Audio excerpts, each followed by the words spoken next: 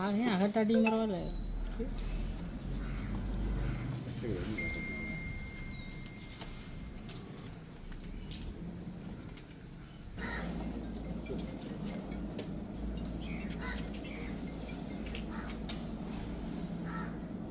ஏற்பட்டு எடுத்துடுங்க.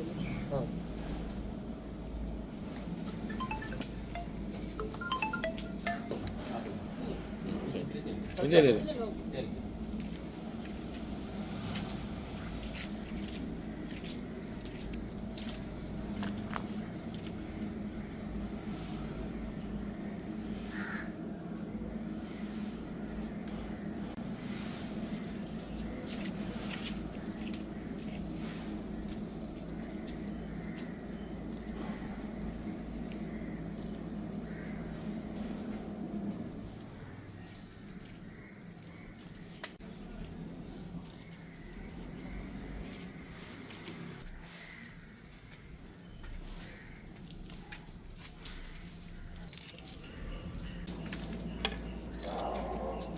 Anda sudah lagi foto.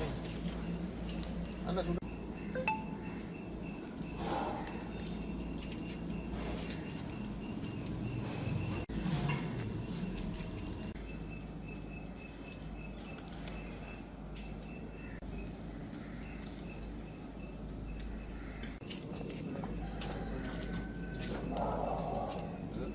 அகில இலங்கை கிறிஸ்தவ காங்கிரஸ் ரீதியாக இன்று 21ஆம் தேதி 4ஆம் மாதம் 21ஆம் தேதி ஏப்ரல் மாதம் நாங்கள் எல்லாருக்கும் தெரியும் பாரிய ஒரு தீவிரவாத ஒரு அட்டை கொண்டு நடந்தது கிழக்கு மாகாண மட்டக்களப்பு சியோன் தேவாலயத்திலே.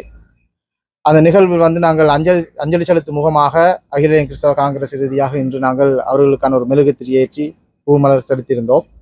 உண்மையில் இந்த விடயத்திலே மொத்தம் 31 பேர்கள் இங்கே மன்னிக்கப்பட்டிருந்தார்கள். அதிலே 14 குழந்தைகள் படு மோசமாக கொலை செய்யப்பட்டிருந்தார்கள்.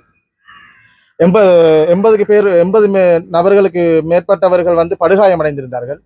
உண்மையிலே மிகவும் ஒரு வேதனையான ஒரு சூழ்நிலைக்கு ஒட்டுமொத்த கிறிஸ்தவ சமூகம் தள்ளப்பட்டிருந்தது. அது மாத்திரமல்ல, உலகளாவிய ரீதியிலே ஒரு துக்கமான ஒரு நிகழ்வாக அன்றைய நாள் இடம்பெற்றிருந்தது. உண்மையிலே நாங்கள் இதை மிகவும் வேதனையான சூழ்நிலையில் இந்த நாட்களை நாங்கள் கடந்து போகிறோம். இந்த ஐஎஸ் குண்டு தாக்குதலிலே மிகவும் சூத்திரதாரியாக செயல்பட்டவர்கள், அது மாத்திரமல்ல இந்த இடத்துல அதிகமாக மரணிக்கப்பட்டு இரத்த ஆறுகளாக ஓடுகின்ற பொழுது அதை பார்த்து ரசிக்கக்கூடிய ஒரு தீவிரவாத செயலாகவே இதை நாங்கள் பார்க்கிறோம். உண்மையிலே இந்த செயற்பாடானது எங்களுக்கு வார்த்தைகளே இல்லை இதை சொல்வதற்கு. நாங்கள் கண்ணீரோடு இதை நாங்கள் கடந்து போகின்றோம். ஒவ்வொரு நிமிடங்களும் வருஷத்தில் ஒரு முறையாவது இந்த நிகழ்வை நாங்கள் செய்தாலும் ஒவ்வொரு நாளும் எங்களுடைய மக்கள், பாதிக்கப்பட்ட மக்கள் மிகவும் வேதனையோடு கண்ணீரோடு அந்த நாட்களை கடந்து செல்கிறார்கள். ஏனென்றால் தன்னுடைய சொந்த பிள்ளையை கண் முன்னே மரணித்த ஒரு கொடூரமான ஒரு செயற்பாடை காணக்கூடியதாக இருந்தது.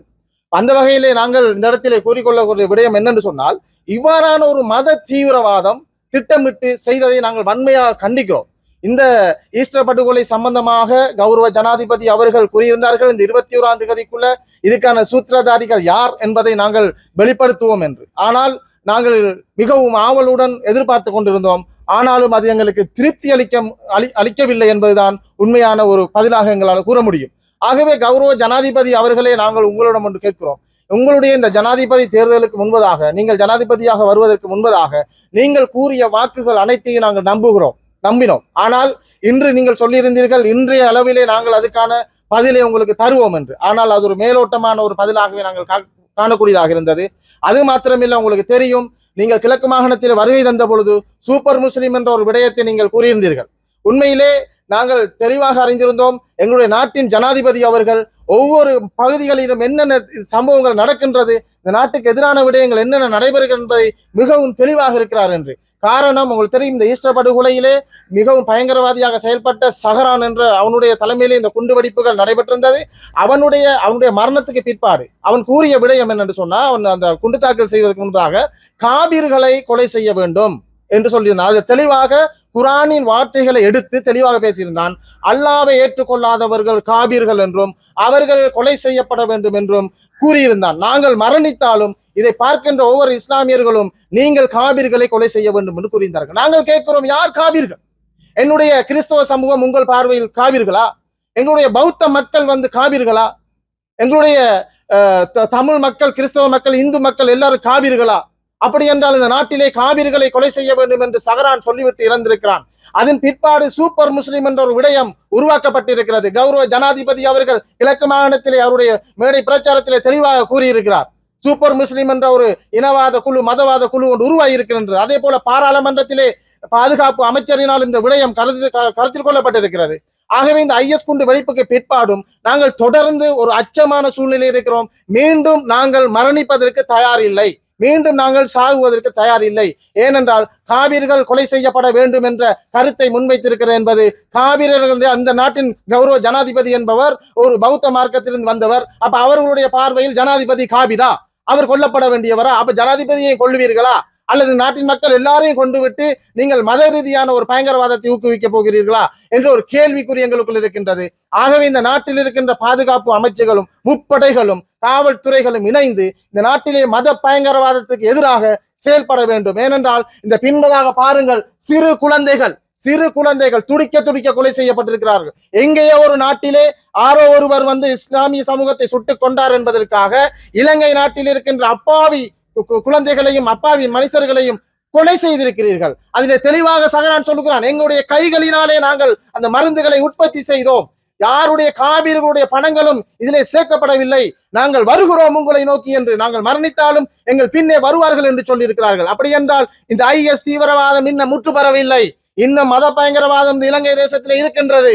ஆகவே இந்த இலங்கை தேசத்திலே இந்த இப்படியான சஹரானுடைய கடும்போக்குவாத சிந்தனையோடு ஒரு சூப்பர் முஸ்லிம் என்ற ஒரு பயங்கரவாத அமைப்பு உருவாகி இருக்கிறது. அதுவும் இதே போன்ற சஹரான் போன்ற ஒரு மத பயங்கரவாதமா இருக்குமா என்ற ஒரு கேள்வியாக இருக்கிறது. ஆகவே இந்த நாட்டின் அரசாங்கம் தெளிவாக கருத்தில் கொள்ள வேண்டும். எங்களுடைய கிழக்கு மாகாணத்திலே மீண்டும் முஸ்லிம் பயங்கரவாதம் உருவாக்கப்பட்டு கொண்டிருக்கிறதா, மீண்டும் எங்கள் இலக்கு வைத்துக் கொண்டிருக்கிறார்களா என்ற கேள்விக்குறியாக இருக்கிறது. ஆகவே இந்த நாட்டின் நல்லாட்சியாக நாங்கள் மூவின மக்களும் ஒற்றுமையாக பயணிக்கிற ஒரு நாடு.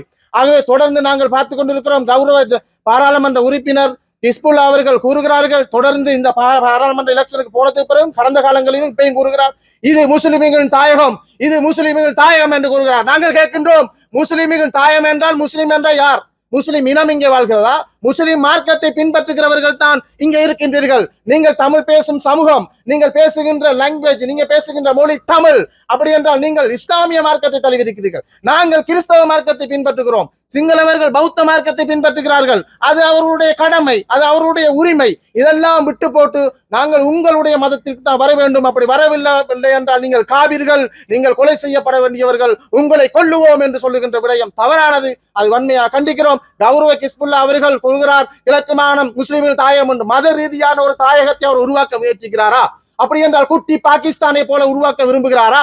கடைசி வரைக்கும் நாங்கள் விட மாட்டோம். கடைசி வரைக்கும் ஒரு குட்டி பாகிஸ்தானாக கிழக்கு மாகாணத்தை வருவதற்கு நாங்கள் விட மாட்டோம்.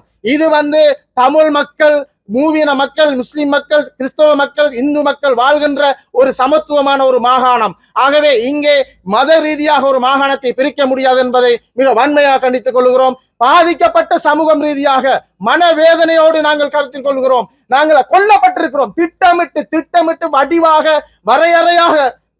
சித்திரம் போல் வடிவாக கீறி எங்களை கொலை செய்திருக்கிறீர்கள். ஆகவே இது மன்னிக்க முடியாத விடயம். ஆனால் எங்களுடைய ஆண்டவர் சொல்லுகிறார், ஒரு கன்னத்தில் அறைந்தால் மறு கன்னத்தை திருப்பி கொடுங்கள் என்று. ஆனால் நாங்கள் அறைய வந்தால் நாங்கள் கன்னத்தை கொடுத்திருப்போம். நீங்கள் கொல்ல வந்தீர்கள் என்பது எங்களுக்கு தெரியாது.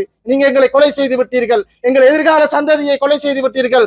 ஆகவே மீண்டும் நாங்கள் எமது சந்ததியை அளிக்க தயாரில்லை. ஆகவே கௌரவ ஜனாதிபதி அவர்களே, நீங்கள் கூறிய வாக்கை நிறைவேற்ற வேண்டும். நாங்கள் உங்கள் மீது அது கூடிய நம்பிக்கை வைத்திருக்கிறோம். நீங்கள் இந்த ஆட்சியிலே உண்மையான சூத்திரதாரிகள் யார் என்பதை கொண்டு வருவீர்கள் என்று நம்பிக்கை வைத்திருக்கிறோம்.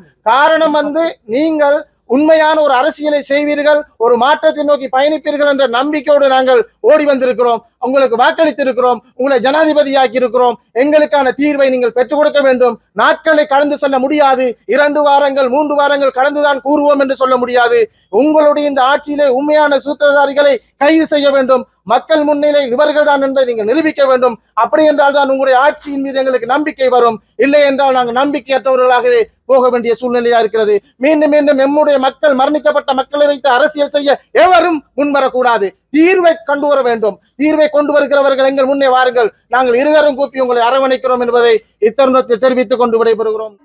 பாதிக்கப்பட்டு காயப்பட்ட நிலையில் இருக்கும் ஒவ்வொரு குடும்பத்திற சூழ்நிலைகளையும் பார்த்தால் மிகவும் எதிர்காலத்தை எதை நோக்கி போய் கொண்டிருக்கிறோம் என்ற ஒரு எதிர்பார்ப்பு, ஒரு நம்பிக்கையற்ற சூழ்நிலையில் வாழ்ந்து கொண்டிருக்கிறார்கள். இன்றும் உடலிலே குண்டு உள்ளுக்குள்ளே பீஸ் மற்றது சன்னங்கள் இருக்கிற நிலைமையிலே மிகுந்த கஷ்டப்பட்ட சூழ்நிலை வாழ்ந்து கொண்டிருக்கிறாங்க. என்னுடைய மகன் 1.5 வருடம் பெட் ரெஸ்ட்ல இருந்தவர்.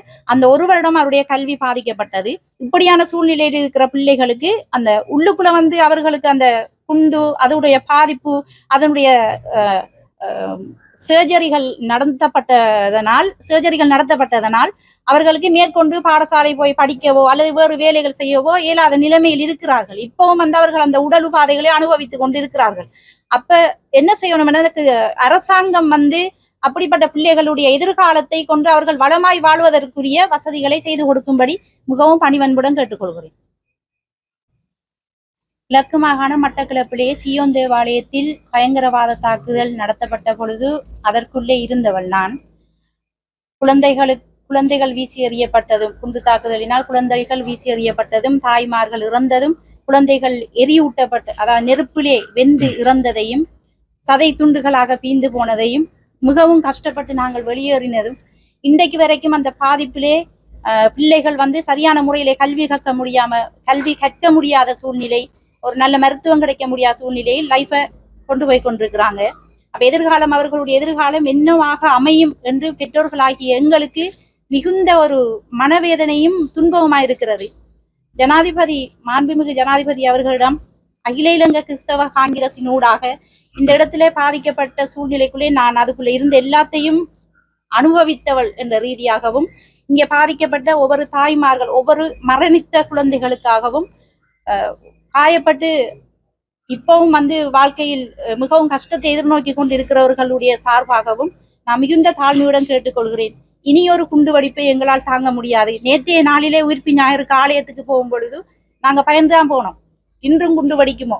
ஒவ்வொரு வருடம், இந்த 6 வருடமும் நாங்கள் அதை அனுபவித்துக் கொண்டிருக்கிறோம். இனியும் அதை எங்களால் அனுபவிக்க முடியாது. ஆகவே அதிமேதகு ஜனாதிபதி அவர்களிடம் பணிவன்புடன் நான் கேட்டுக்கொள்கிறேன், எங்களுக்கு உண்டான தீர்வை பெற்று தாருங்கள். இன்னொரு குண்டுவெடிப்பு இந்த நாட்டில் நடந்து எங்களால் மரணிக்க முடியாது. நாங்கள் எல்லாவற்றையும் இழந்து விட்டோம். கிறிஸ்தவர்களாகிய எங்களுக்குரிய உரிமையை தயவு செய்து பெற்று தரும்படி மிக பணிவன்புடன் கேட்டுக்கொள்கிறேன். சங்கர் ஆரோக்கியா.